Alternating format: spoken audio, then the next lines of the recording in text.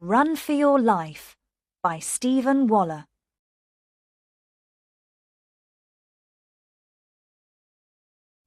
The big street, with its cafes and shops and people, was behind them now. They walked slowly.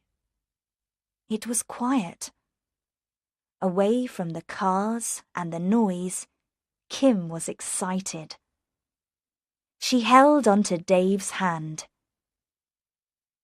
They were in a narrow street of tall houses and small shops.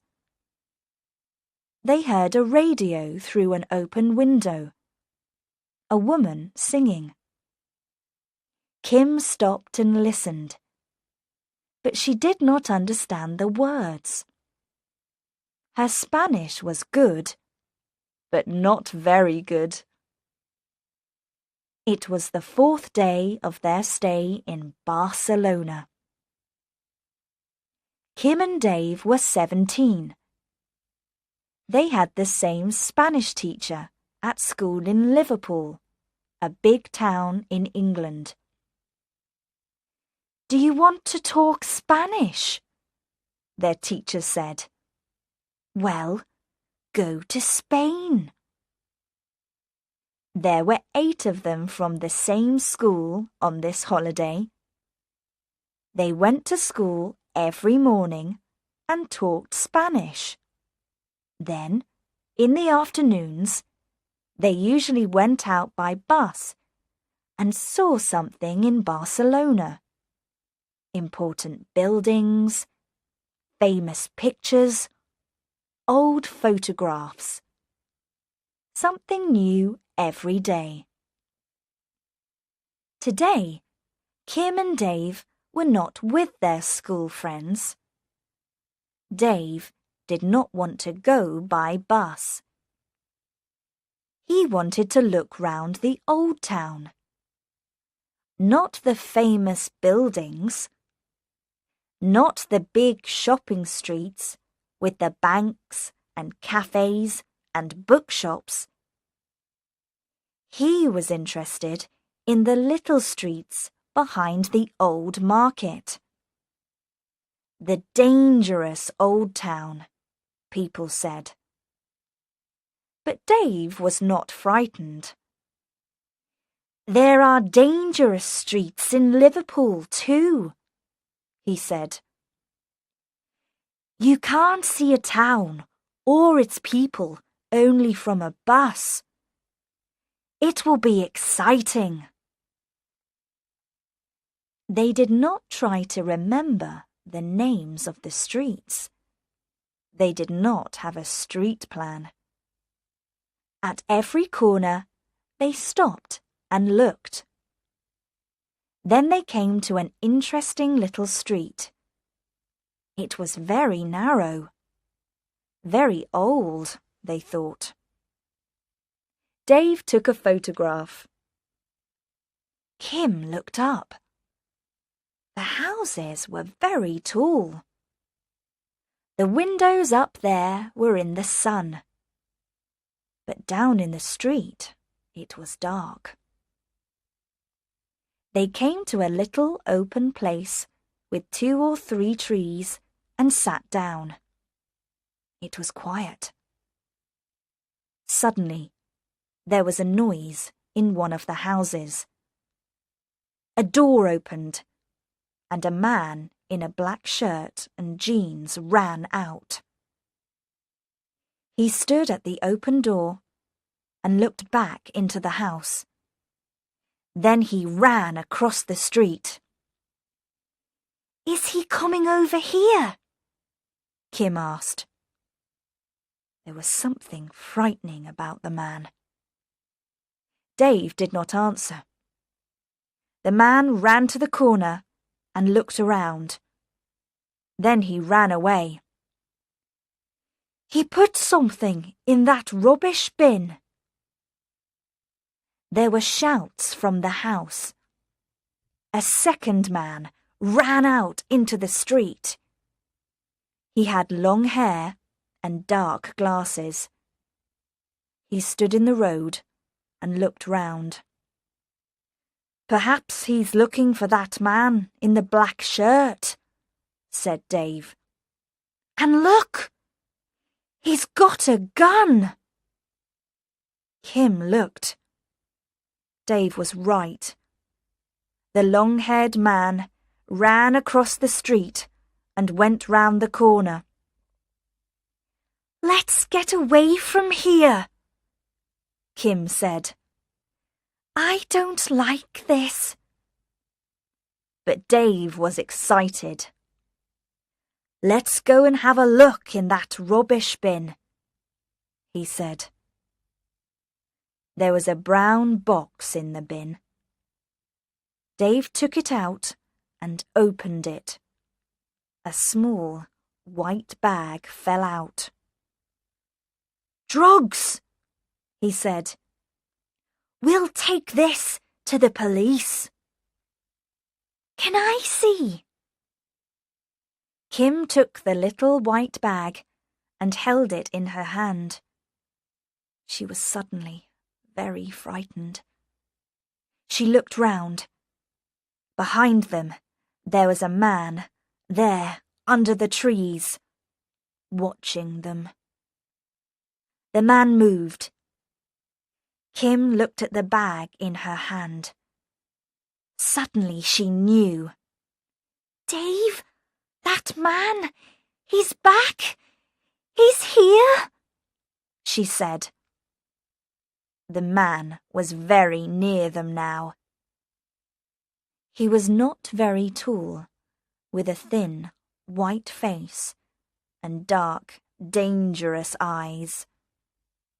"Give it to me," he said in Spanish. His frightening eyes moved quickly from Kim to Dave and back to Kim. "You've got it. I saw you. Now, give it back." Kim opened her mouth, but the words did not come out. "Oh, Dave," she thought. "Do something." But Dave did not move. Then she saw the knife in the man's hand. She started to run. She ran into a small street on the left. She ran down 2 or 3 narrow streets, but she did not see any people. She heard him behind her. "I'll soon find some people. Then he won't catch me." "Quick," she thought. "I can't stop." But all the streets were the same. Where was she now? Suddenly, she came round a corner, and her legs went cold. The street did not go through. It stopped. There were some cars and a big old building. An old cinema, perhaps. But there was no road through. Kim looked back. The man stood at the corner and waited. He started to walk slowly down the street. Kim looked round. There was a door in the building. She ran to it. It opened. She went in and shut the door behind her. "He won't come after me in here." Noise. People. Women. Talking, shouting, moving their arms. The market. She was in the market in the old town, near the big shopping street. That door was a back door to the market, and the big street was very near. She started to walk through the market. She was in a slow-moving river of people with heavy shopping bags. She moved with the river. Every time one person stopped and looked at some fruit or fish, all of them stopped. Kim wanted to go quickly, but it was not easy. All these women with bags of food for the family. Then, in the sea of faces, Kim saw those same dark eyes again, watching her. He was here, in the market. Kim started to run. There were shopping bags under her feet. She fell and got up again. People shouted at her. One woman tried to catch hold of her, but Kim did not stop. Then she looked back. The man was not behind her now. Perhaps she was wrong. Those eyes. Perhaps it was not the same man. She saw the big street now. She saw the sun and the trees. Suddenly, a hand came down on her arm and held onto her. "Are you Kim Steele?" the woman asked. She was tall, about 30. She had a friendly look. Kim did not understand. "Yes," she started to say. "But how do you—" Then, in the woman's hand, she saw a photo, and in Spanish, the word police. "I'm Inspector Lozano, but please call me Anna." The policewoman smiled. "Your friend Dave found us. He's in the car. Come with me." Kim sat in the car with Dave. There was a man with Anna. He had long hair and dark glasses. Now Kim understood. He was a policeman too. She gave Anna the little white bag and asked about the man with the knife. "He sells drugs. Is that it?" "That's right," Anna said. She looked at the long-haired man. "Nacho here nearly caught him in his house. You saw that. Vidal, that's his name, was lucky. He got away. But we want him, and you can do something for us." Nacho smiled.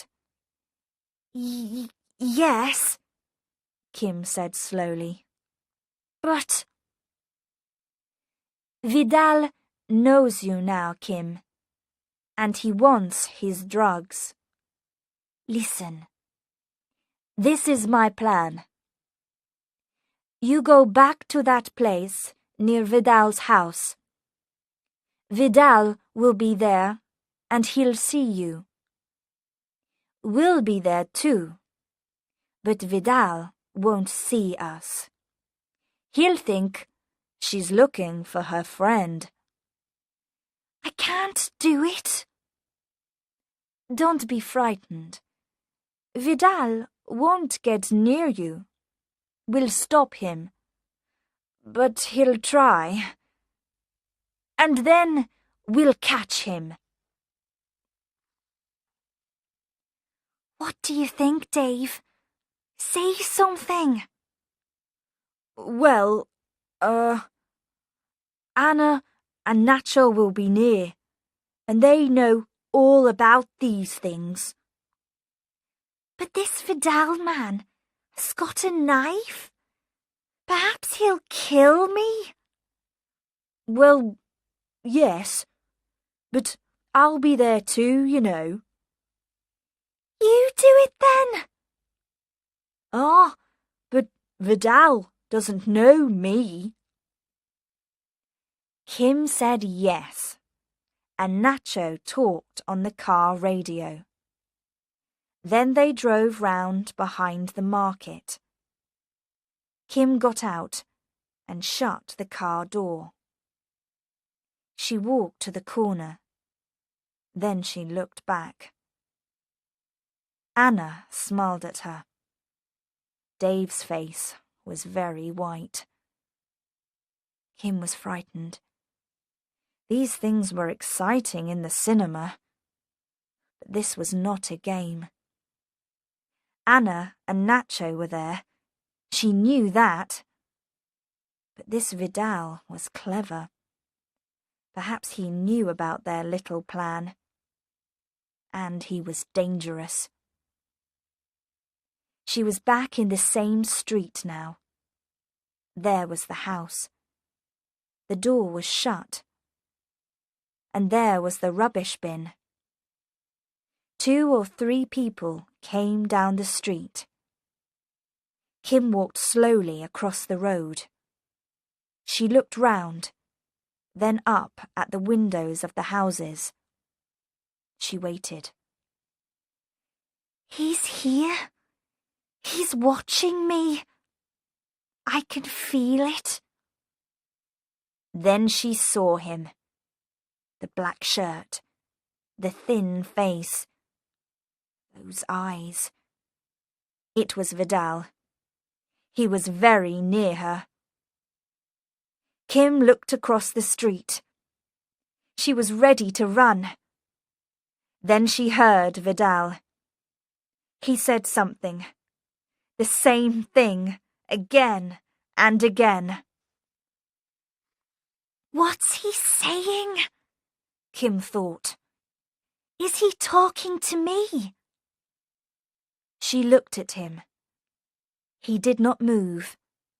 Only his mouth moved. This time, she understood the words. Give it to me, or you're dead, he said. A car drove round the corner very quickly and stopped. Anna and Nacho jumped out. They held guns. Anna shouted, "Police! Don't move! We've got guns!" Vidal suddenly jumped at Kim and caught her. Kim tried to hit him, to get away, but he held onto her hair. He was thin, but strong. Then she saw the knife. "You'll be sorry, Vidal," Nacho shouted. "You can't get out of here. Think, man. Throw the knife down and take your hands from the girl." But Vidal held on to Kim. He shouted to the police, "Get back in the car, or I'll do it." He held the knife near Kim's face. She shut her eyes. Time moved very slowly. She saw a face at the window of one of the houses across the road. Anna and Nacho moved back to the car. Their guns were ready, but Vidal stood behind Kim. "You're coming with me." Suddenly, there were excited shouts from behind the police car. It was Dave. He ran across the street. What's he doing? Kim thought. Does he want to see me dead? Anna tried to stop him. Come back! This man is dangerous, she shouted. Dave ran to the rubbish bin. He stopped, took the bin in his hands and held it up over his head. Then he threw it. The rubbish bin went over Kim's head and hit Vidal. Rubbish fell round his feet. He fell. Kim quickly took the knife from his hand and threw it away. There were excited shouts. Kim looked up. It was Anna and Nacho. "He's all yours now," said Dave. Nacho held Vidal's hands behind his back and took him away. Kim fell into Anna's arms. Later, they drove back to the hotel in a police car. Kim looked at Dave. "Don't say it. I know. It was dangerous. But I saw the bin and I thought, well, you know, I wanted to do something.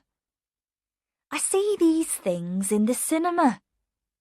There's always a strong man. Today, I was the strong man." "Yes, and I was nearly the dead girlfriend. You see a lot of them in the cinema too." "Let's not think about it, Dave. It's not important now. The important thing now is, what are we doing tomorrow? We didn't see all of the old town today. Let's go out again tomorrow afternoon. Have a walk round. You can't see a town only from a bus, you know." "I'll go for a walk with you tomorrow. To the bus stop."